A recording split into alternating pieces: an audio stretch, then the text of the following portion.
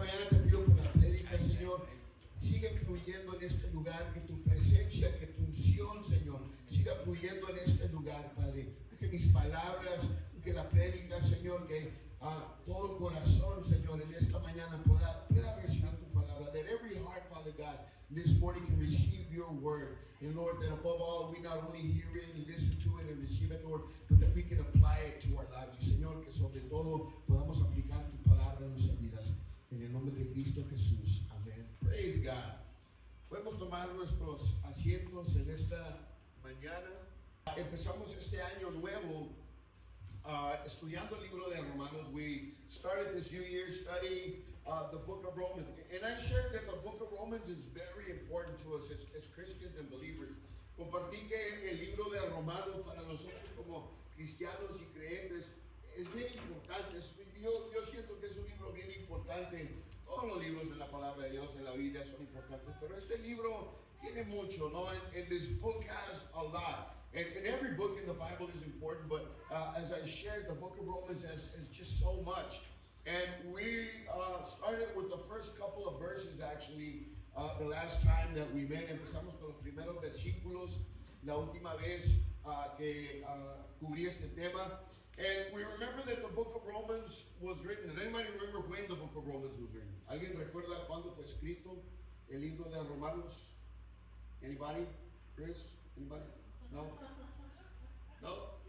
Okay. The book of Romans was written about 57-58 AD, or after Jesus, or actually AD means Anno Domini, the year of our Lord.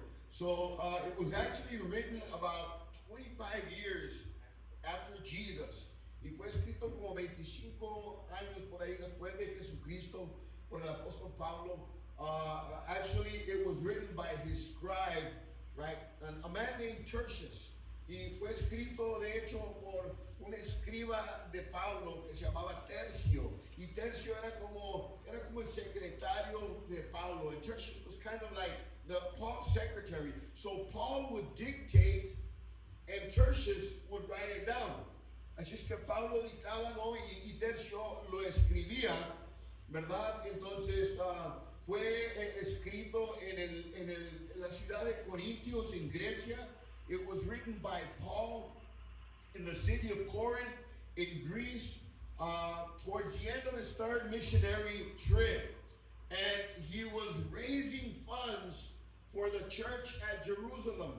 Pablo estaba recaudando fondos para la iglesia que estaba en Jerusalén y planeaba visitar a Roma, ¿verdad? Era la próxima ciudad que iba a visitar. Entonces él escribe esta carta y la manda para Roma con una mujer piadosa que se llamaba Phoebe. And he sends this letter to Rome because he was about to visit Rome next. And he sends this letter with a godly woman named Phoebe. So Paul was gathering funds and he was about to visit Rome.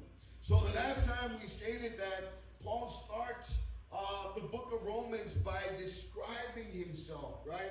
Y Pablo empieza el libro de Romanos y se describe a él mismo. And in Romans chapter 1, verse 1, Paul describes himself like this: Paul, a bondservant of Christ Jesus. And that's how he opens the letter. Y Pablo empieza la epístola, la carta, la letra que escribe a Roma diciendo: Pablo, siervo de Jesucristo.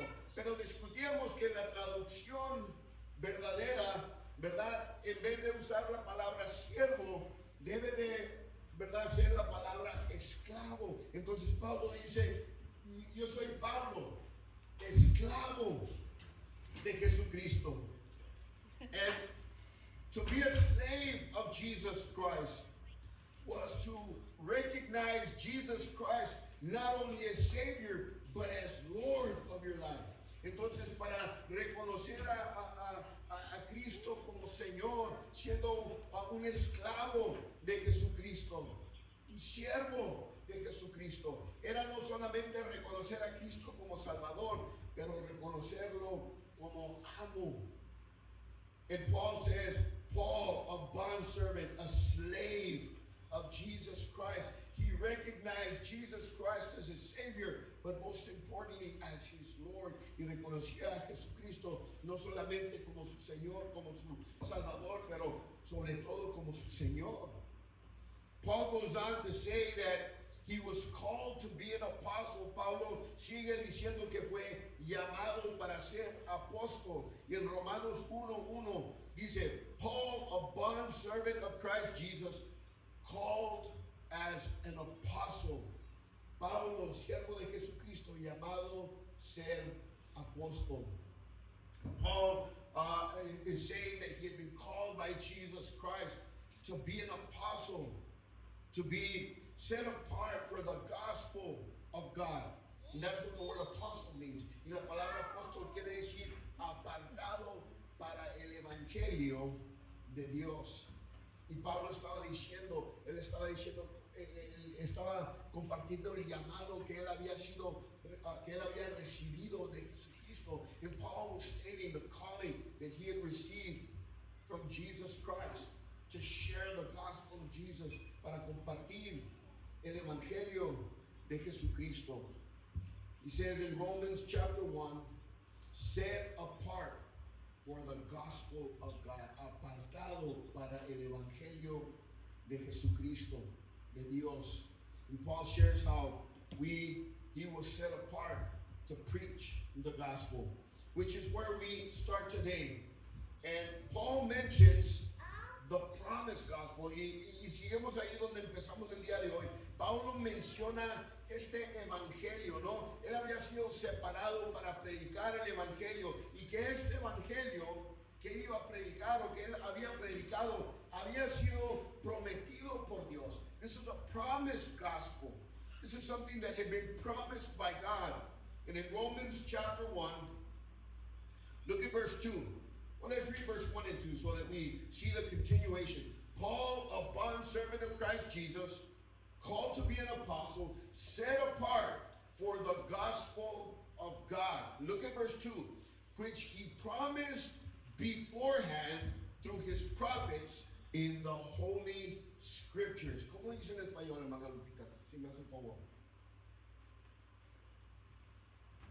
Versículo 1 y 2.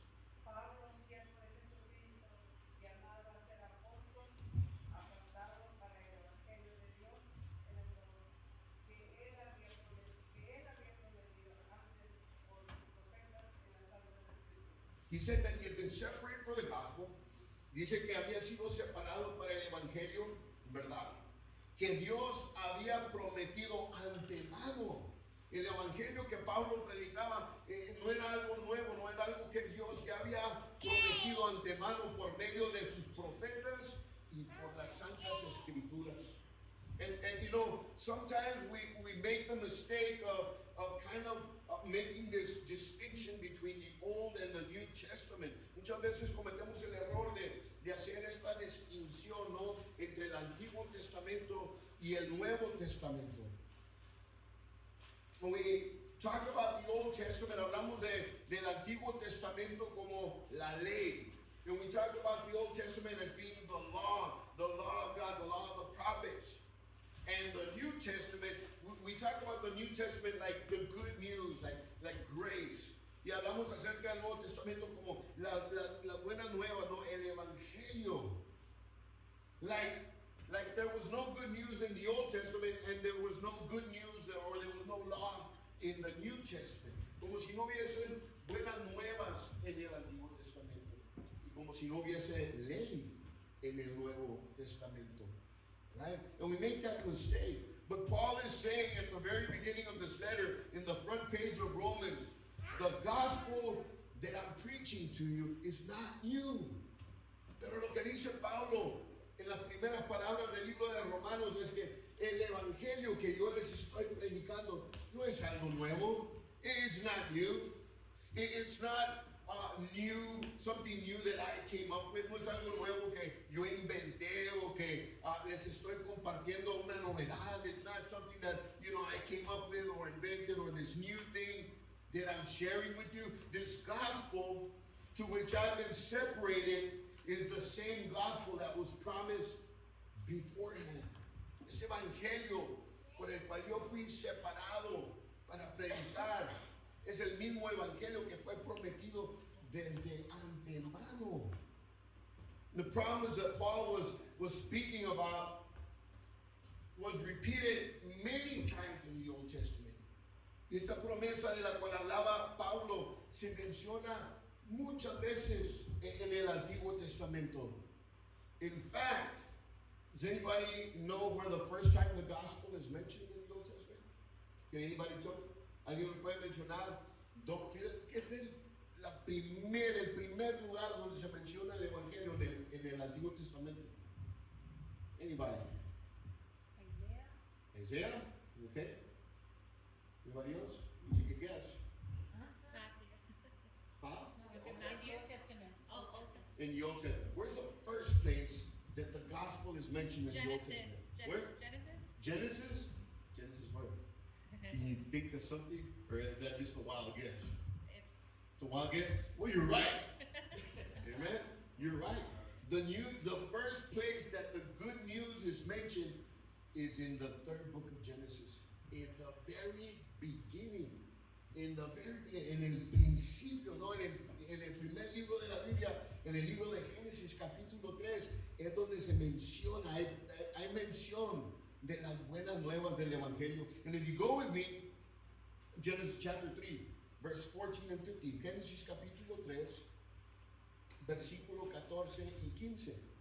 Because we think of, the New Testament, porque muchas veces pensamos del Nuevo Testamento como algo nuevo, como que bien apartado del Antiguo Testamento. A lot of times we think of the New Testament as something new, right? Very, very distinct, very separated from the Old Testament, but it's not.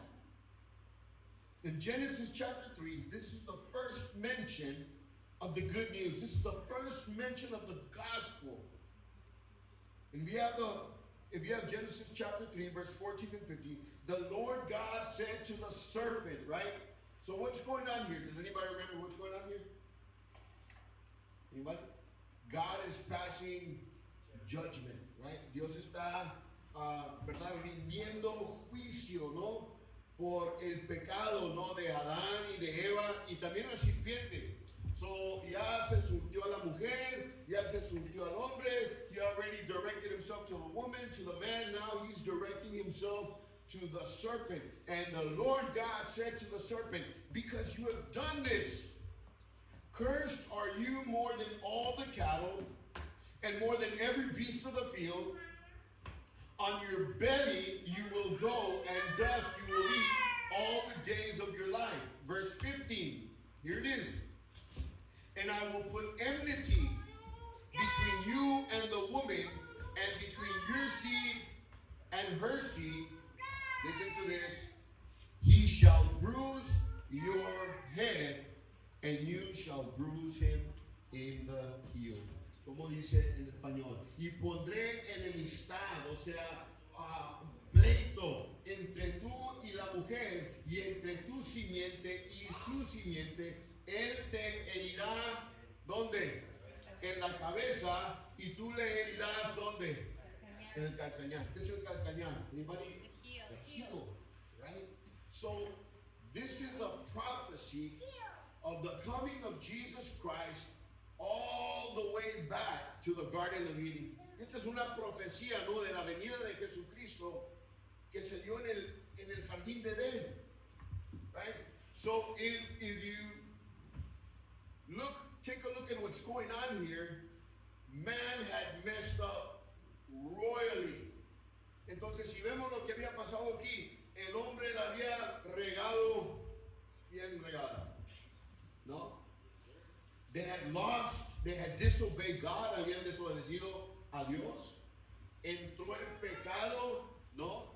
A la naturaleza del hombre, se arruinó, ¿verdad? La imagen y la semejanza de Dios en el hombre.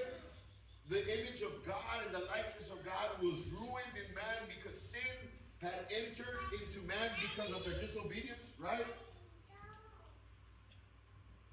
And you might think all was lost. Y quizá pensáramos, bueno, ya se echó a perder todo. Pero Dios ya tenía el plan. God already had the plan of salvation. the plan of redemption. Él ya tenía el plan para la salvación. Él ya tenía el plan para la redención, ¿no? Y le dice a la serpiente, tú le vas a herir el calcañar. He told the serpent, you're going to bruise his heel. Where was Jesus' heel bruised? ¿Dónde fue herido el calcañar de Jesucristo? En la cruz. Tú le vas a herir el calcañar. You're going to bruise his heel, but he's going to crush your head. Amen. Thank you, God. Tú le vas a herir el calcañar, pero él te va a aplastar la cabeza. Amen. And there's all kinds of cool stuff, right? There's all kinds of cool stuff about, you know, where Jesus was crucified. Do you know where Jesus was crucified? What was it called? Anybody? Golgotha. Golgotha, right? Golgotha, the mountain where he was, the hill where he was crucified was called Golgotha. And they say that that's where Goliath of Gath was buried, right? We don't know that for sure, but it's a cool little story. They say that that's where Goliath of Gath was buried. He was the giant that David fought, right? Now, whenever we talk about giants in the Bible, they're always symbolic of Satan, the devil, the enemy, right? Y cuando hablamos de gigantes en la palabra de Dios, siempre hablamos de los enemigos de Dios, de representantes de Satanás. Dice que ahí fue enterrado Goliat. Y que cuando Cristo fue crucificado, fue sobre la cabeza de Goliat. Le aplastó la cabeza al diablo. Amen. Entonces, ahí fue la primer profecía donde Dios le dice, tú le vas a herir el calcañar, pero él te va a aplastar la cabeza. This was centuries, even thousands of years before Jesus Christ. Y esto fue siglos, no, y aún miles de años antes de la venida de Jesucristo. Y esto se le llama, this is called the proto-evangelion, el proto-evangelio, ¿no? La proclamación del evangelio mucho antes. And this is the proclamation of the gospel way before. And it happens in the first book of the Bible. Y lo vemos en el primer libro de la Biblia. So the gospel, what Paul is saying here is that the gospel that I'm going to preach to you is not a new thing. It's not a new development. It's something that was promised beforehand by God. Entonces lo que está diciendo Pablo es el evangelio que yo les predico no es algo nuevo, no es una novedad, es algo que Dios prometió desde antemano. And really what he was saying was the gospel that I preach, it's an accomplishment of what God promised hundreds and even thousands of years ago. So Paul stresses the authority of the gospel. Paul stresses the authority of the scripture. Entonces Pablo indica la autoridad del evangelio, la autoridad de las escrituras. Hay muchos hoy en día que quieren descreditar, así se dice, ¿verdad? Quitar crédito, descreditar las escrituras. There's a lot of people today, and even some in the churches, and the Christian churches, it's sad to say, they're trying to discredit what the scriptures say. They say that the word of God has been translated and transcribed so many times that it can't be trusted, that it's not a trustworthy source. Dicen que la palabra de Dios se ha traducido tantas veces, se ha transcrito, o sea, se ha escrito tantas veces que no puede ser algo que se puede confiar, que la palabra de Dios, las escrituras, no se pueden confiar. And we need to understand that the scriptures are not only the authentic word of God, but also that they have authority and power. And Paul was aware of the first proclamation of the gospel as an expert of the Old Testament. Pablo era un experto, ¿no?, en las escrituras del Antiguo Testamento. And he says, God promised this. Entonces Pablo les dice, Dios nos prometió esto desde el Antiguo Testamento. Look at Romans chapter 1 verse 2. Once again, Romanos 1:2. The Word of God reads, which He promised, which God promised beforehand through His prophets and through what else? Holy Scriptures. Holy Scriptures. El que ya había prometido, Dios había prometido por medio de sus profetas y en las santas escrituras. Entonces Pablo dice, esto no solamente fue por los profetas, pero por las santas escrituras, the sacred writings, the holy scriptures is a literal phrase that Paul uses here. We need to pay attention to this. God has, when we read the Bible, we need to understand this. Cuando estudiamos la palabra de Dios, cuando leemos la palabra de Dios, cuando escuchamos la palabra de Dios, when we study the Word of God, when we read the Word of God, when we listen to the Word of God, we need to understand that God has invested, God has endowed, God has filled the sacred scriptures with the power of the Holy Spirit.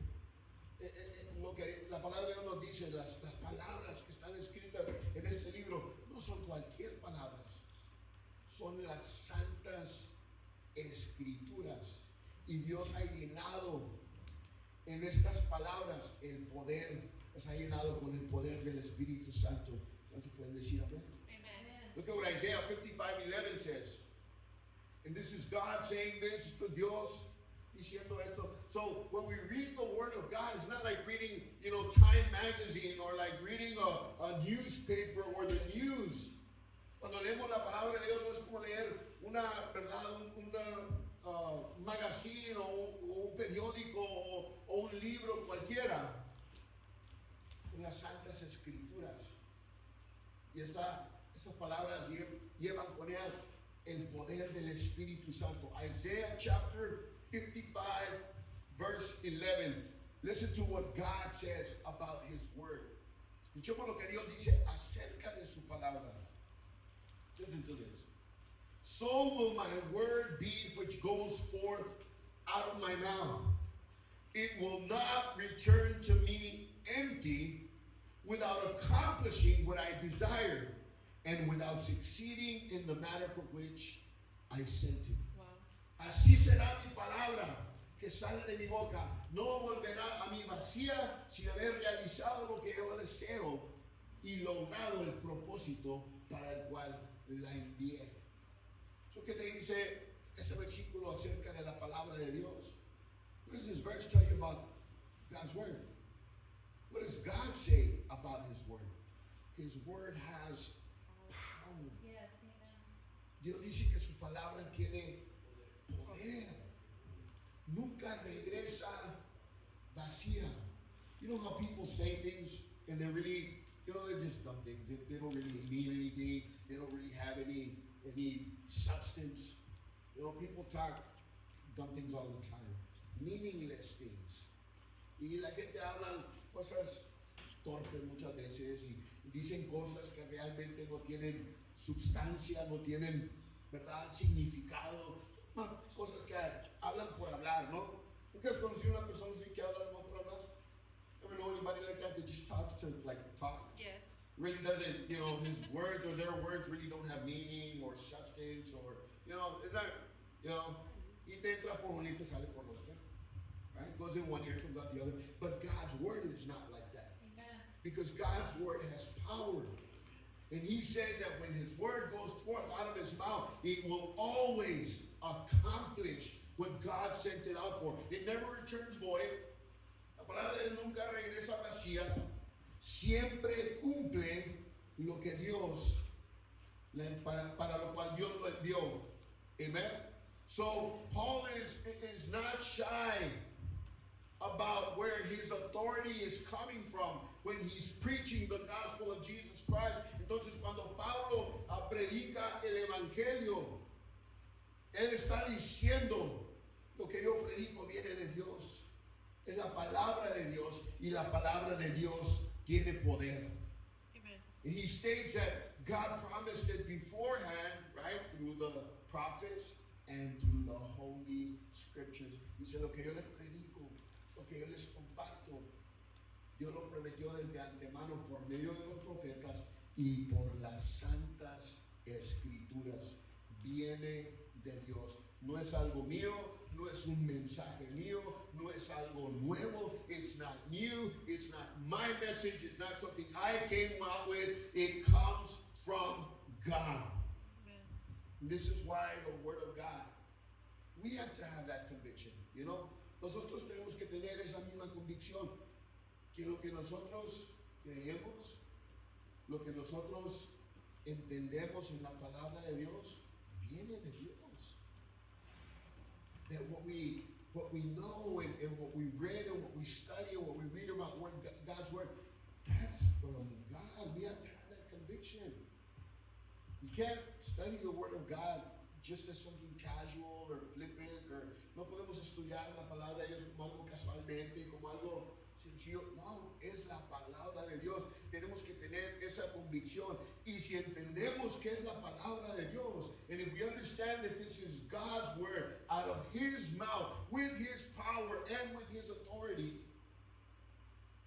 well, then the Word of God has to become our maximum authority in life. Si entendemos realmente que es el poder de Dios, que la palabra de Dios es la palabra de Dios que sale de su boca con poder y autoridad del Espíritu Santo, entonces la palabra de Dios tiene que ser nuestra máxima autoridad. It has to be that thing that we base our lives on, that we base our thought life on, that we base our actions on, that we base our life on. Tiene que ser aquello con lo cual basamos nuestra manera de pensar, lo que hablamos, lo que decimos, cómo actuamos, cómo vivemos. La palabra de Dios tiene que ser nuestra máxima autoridad. ¿Cuántos pueden decir amén? Amen. It's the ultimate truth. Es la verdad. Y la palabra de Dios dice que es más filosa que una espada de dos, ¿qué? De dos filos. It's the ultimate truth, right? It's sharper than any two-edged sword. It's the Word of God. It's the Word of God. You know, people nowadays have what they call subjective truth, ¿verdad? Hoy en día la gente tiene lo que llaman verdad subjetiva, right? Subjective truth. What does that mean, Chris? It's their truth. Their truth. Like, you have your truth, and I have my truth, and that other person might have their own truth, and everybody has a different truth as it applies to them. It's subjective. Es subjetiva porque cambia, ¿no? Cada persona tiene su opinión, cada persona vive en su propia realidad. But truth, by definition, it can be subjective, right? Pero la verdad, por definición, no puede ser subjetiva. Hay solamente una verdad. There can only be one truth. So, as it turns out, people who think that they're living their own truth are actually living a lie. Así es que todos aquellos que piensan que viven su propia realidad, ¿no? Realmente están viviendo una mentira. Entonces, solamente hay una verdad máxima. There can only be one maximum truth, one maximum authority, and that's the Word of God. Amen? There's no higher authority. No hay una autoridad más alta que la palabra de Dios. It bothers me. Have you ever heard people say, and this is something that they say in the churches, right? God said it, I believe it, that settles it. Have you ever heard that? Dios lo dijo, yo lo creo, ¿no? ¿Cómo dice? That settles it. Y eso no, Ya está. ¿eso qué? Like, ya está. Ya está, right? Dios lo dijo, yo lo creo, ya está. Right? God said it, I believe it, that settles it. And I think we should remove that middle part, right? That says, I believe it. Because God's word is true whether you believe it or not. Yeah? The authority of God's word doesn't depend on us believing it. It depends on us believing it for our own sake, right? But God's word is ultimate. God's word is the ultimate truth. It's a maximum authority. If God says it, that's it. It's settled.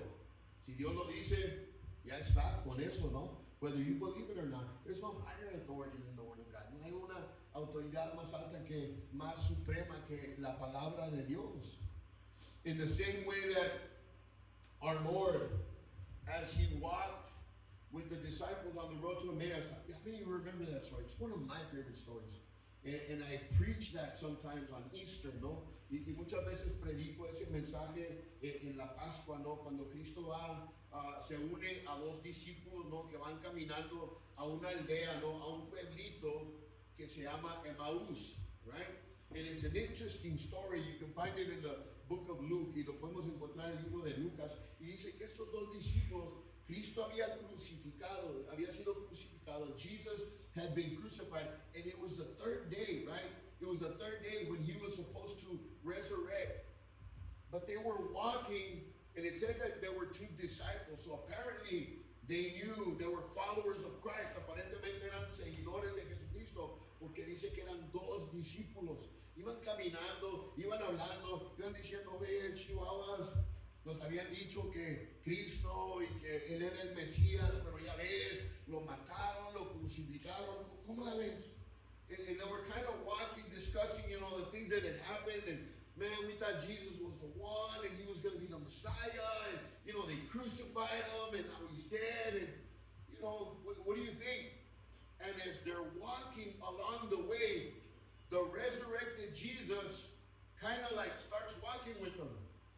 Y el Cristo resucitado no comienza a caminar con él, pero dice que no lo reconocieron. Entonces, su identidad había sido escondida de ellos y le comienza a decir, bueno, ¿de qué hablan ustedes? Le dice Cristo. And Jesus said, and he says, they told him, are you the only person who doesn't know what's going on? Eres la única persona que no te das cuenta de lo que ha sucedido en los últimos días, que Cristo era el Mesías prometido y mira lo crucificado y ahora y esto. And they're telling this to Jesus. Y le dicen esto a Jesucristo, right?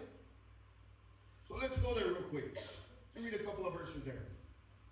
And if you remember, they didn't recognize him. No lo reconocieron.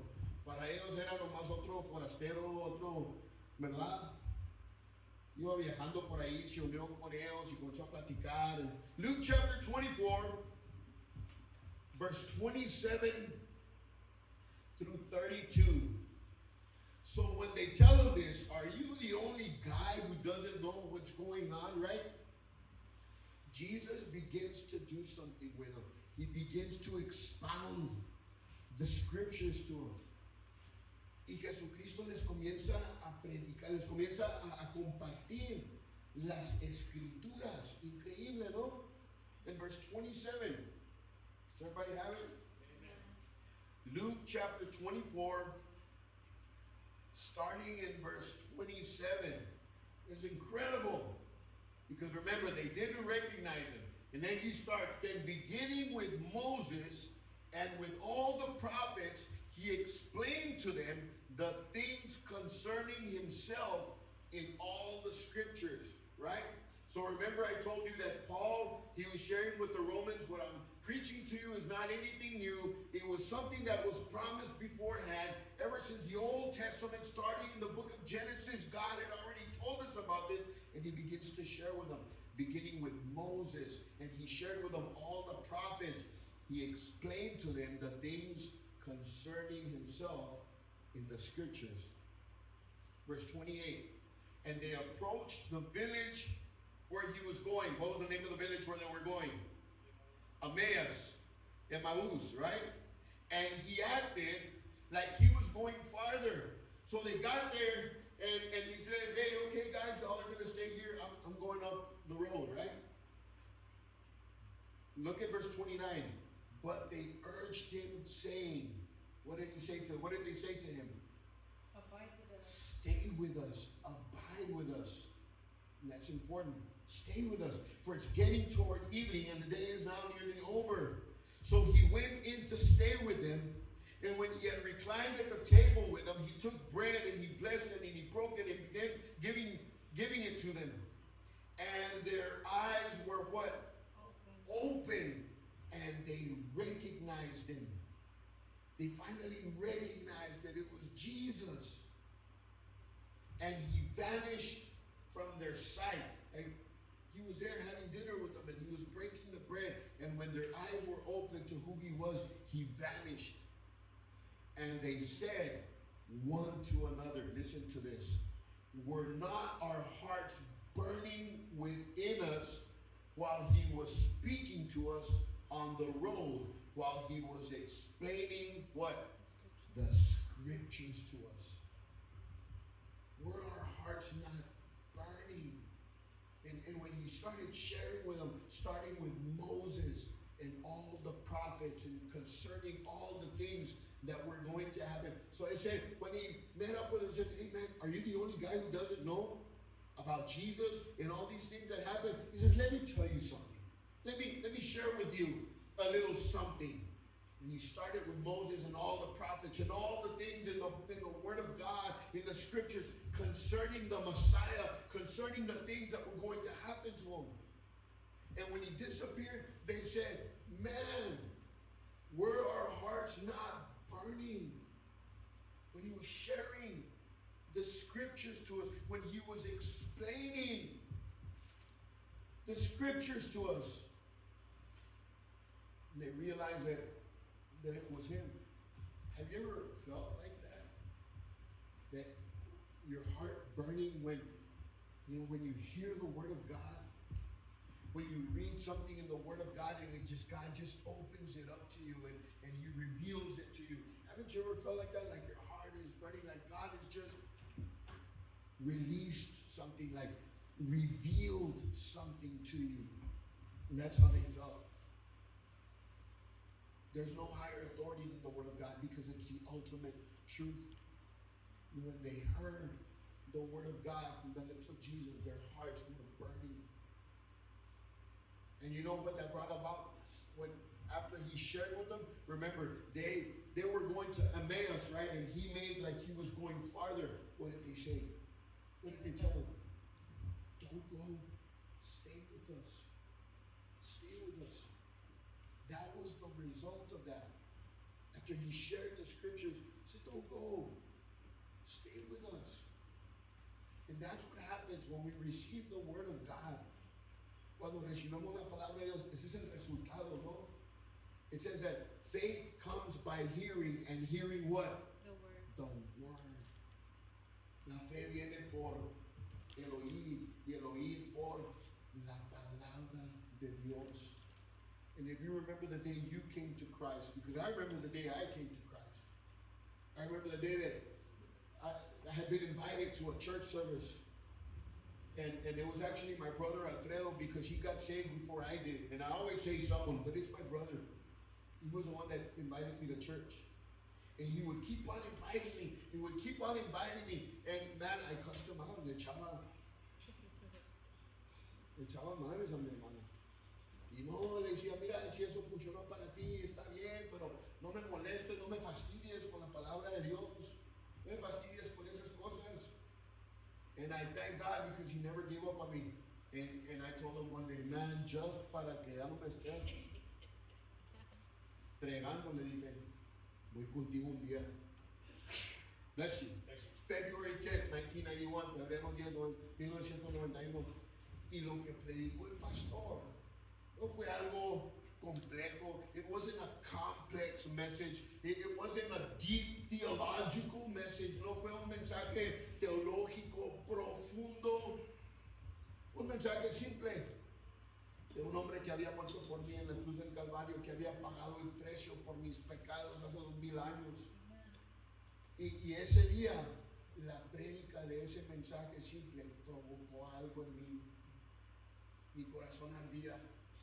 Y cuando el pastor hizo el invitado al frente, dijo, Pues si hay alguien aquí que nunca ha recibido a Cristo, and the pastor preached a simple message about a man who had died for me on the cross 2,000 years ago, paid the price for my sins, and he says, if anybody here recognizes their need for Jesus, I want to invite you to the front.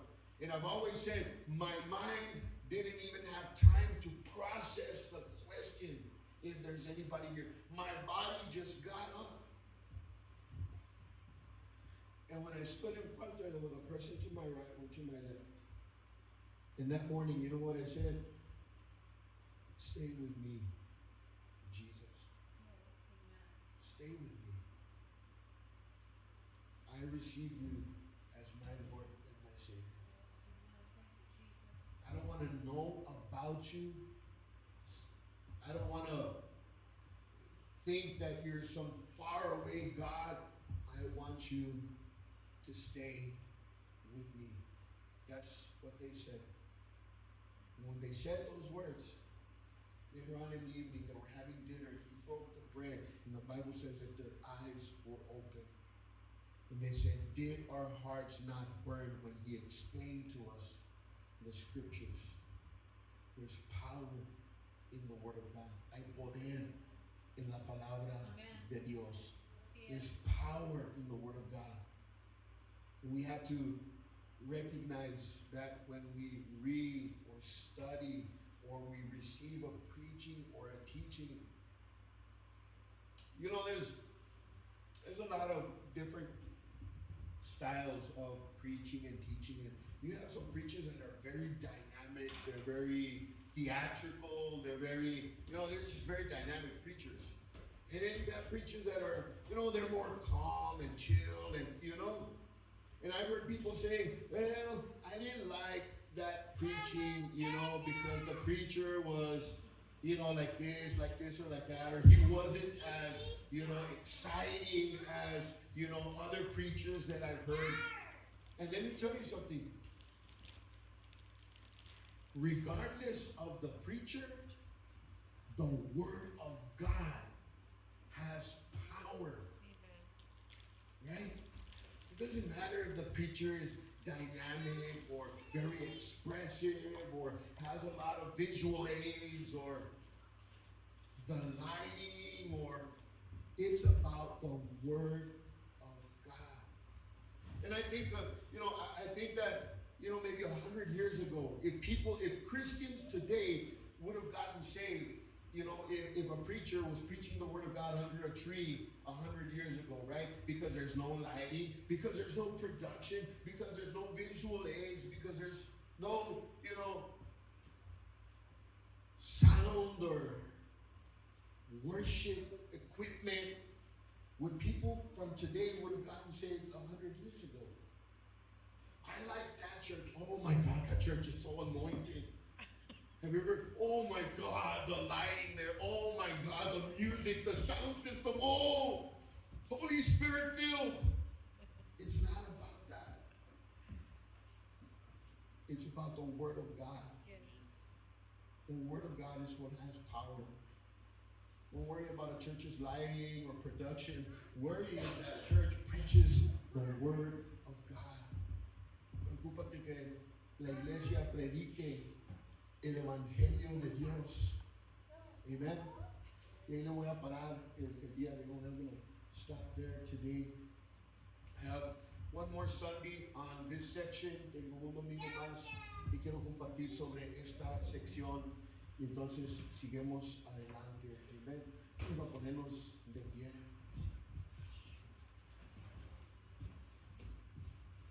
Hallelujah, Jesus.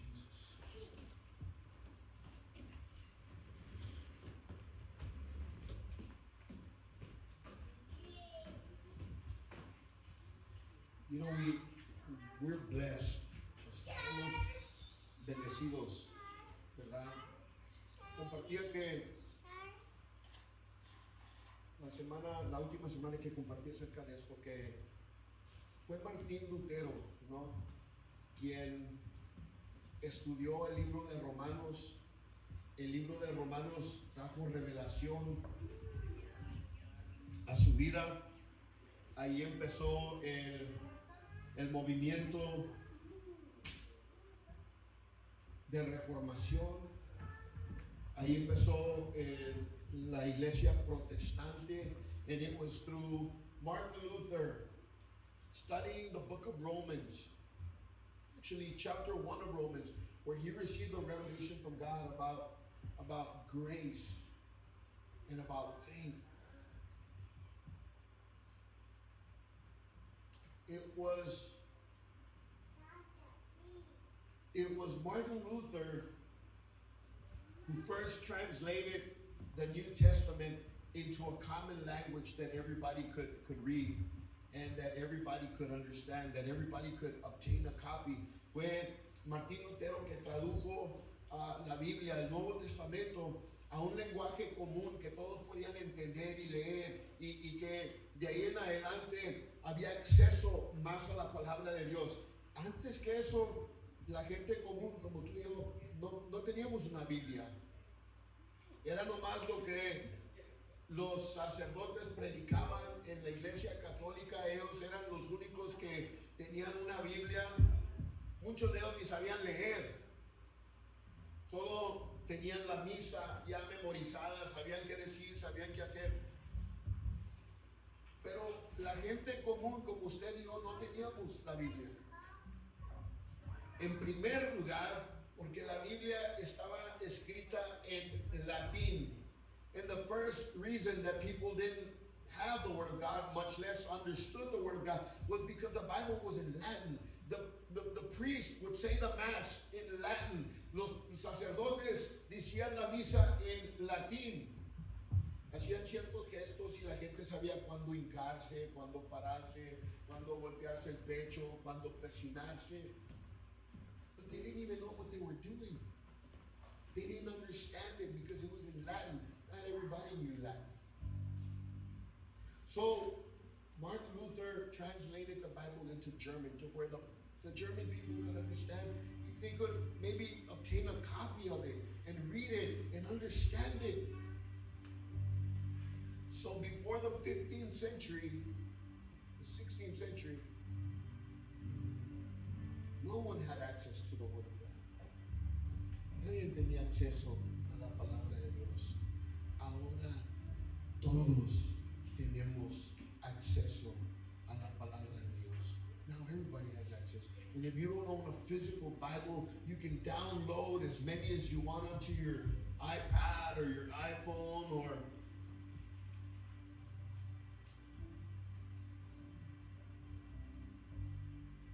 we have access to something powerful. Tenemos acceso a algo poderoso. La palabra de Dios, God's Word. It never returns void. Once it goes forth from the mouth of God, it always accomplishes what it was set out to do.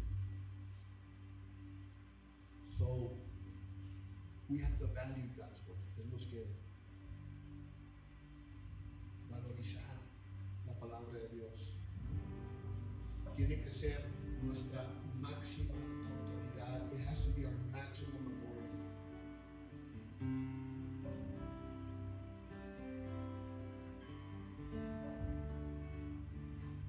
We have to love the Word of God.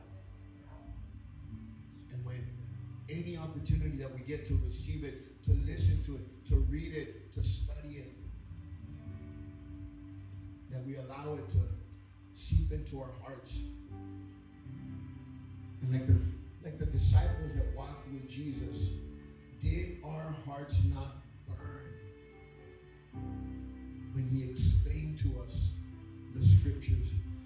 That we still have that love for God's Word, that desire for God's Word, that passion for God's Word. And Father, in Jesus' mighty name, that is my prayer today. That we never take your word lightly. Señor, esa es mi oración en este día. Que nunca tomemos a la ligera tu palabra, Señor. Que siempre tengamos, Señor, ese deseo por tu palabra, esa pasión por tu palabra, that we always have that desire for your word, that passion for your word, Lord. And And that when we receive it, that our desire be to live it in our lives, Lord. Que cuando recibamos tu palabra, Señor, que nuestro deseo sea vivir tu palabra, aplicar tu palabra en nuestra vida, Señor. Que entendamos que tu palabra es poder. El apóstol Pablo dijo, yo no me avergüenzo del Evangelio. Paul said, I am not ashamed of the gospel. I'm not ashamed of God's word, for it is the power of God unto salvation. No me avergüenzo del Evangelio. Me avergüenzo, Señor, de tu palabra, porque es el poder de Dios para la salvación. Hallelujah, Jesus. Thank you, Jesus. Hallelujah.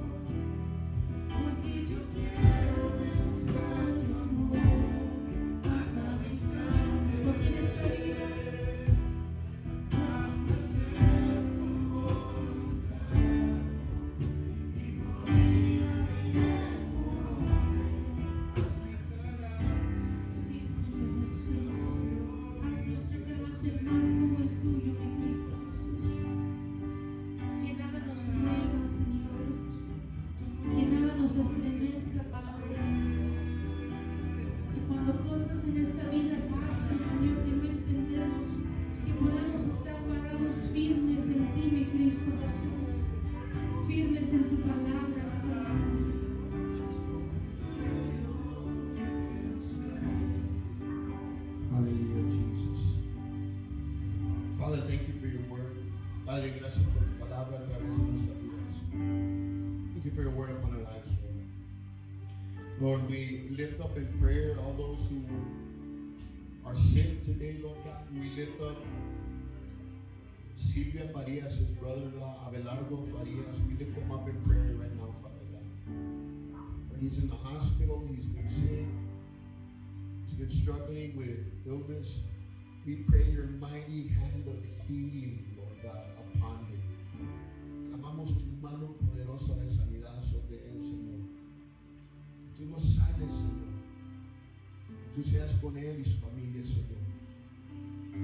Te pedimos por Noel y Jamie, que también están enfermos, Señor. Por todos aquellos en la iglesia que están pasando por enfermedad en estos momentos, Señor. Trae sanidad a sus vidas, Señor. Sigue, Padre, fortaleciéndolos, sigue animándolos, Señor. Sigue bendiciéndolos. Continue to, Lord God, encourage them and bless them and heal them, Lord God. Put them in your hands. Today, Lord, once again, we thank you for your Spirit, for your anointing, for your word. And Lord, we dismiss from this place, but not from your presence, because we know that you go with us.